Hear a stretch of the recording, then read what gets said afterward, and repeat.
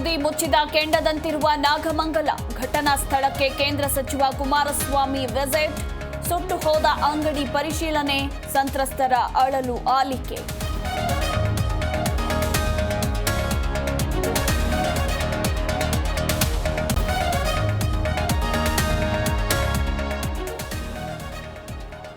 ಮಂಡ್ಯದ ನಾಗಮಂಗಲದಲ್ಲಿ ಕೋಮು ಗಲಭೆ ಕೇಸ್, ನಿರ್ಲಕ್ಷ್ಯ ತೋರಿದ ಇನ್ಸ್ಪೆಕ್ಟರ್ ಅಮಾನತು ಮಾಡಲಾಗಿದೆ.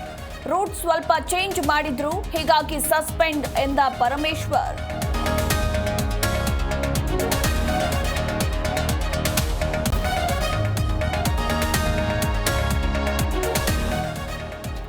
ಮಂಡ್ಯದಲ್ಲಿ ಯಾವತ್ತೂ ಕೋಮು ದಳ್ಳೂರಿಗೆ ಅವಕಾಶ ಕೊಟ್ಟಿಲ್ಲ.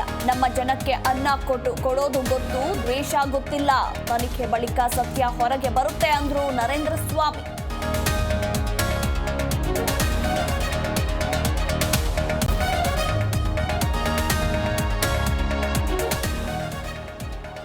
ಬಿಜೆಪಿ ಎರಡು ಬಣಗಳ ಭಿನ್ನಮತಕ್ಕೆ ಆರ್ಎಸ್ಎಸ್ ಮದ್ದು. ಸಂಘ ಪರಿವಾರದ ಸಭೆ ಬಳಿಕ ನಾಯಕರು ಗಪ್ಚುಪ್. ಬಳ್ಳಾರಿ ವಾಲ್ಮೀಕಿ ಪಾದಯಾತ್ರೆಗೆ ಯತ್ನಾಳ್, ಸಾಹುಕಾರ್ ಸೈಲೆಂಟ್.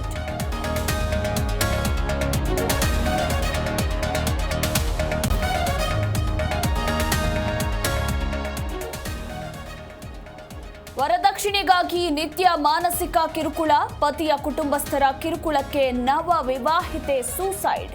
ಡೈರಿ ಬರೆದು ಮಹಿಳೆ ಆತ್ಮಹತ್ಯೆ.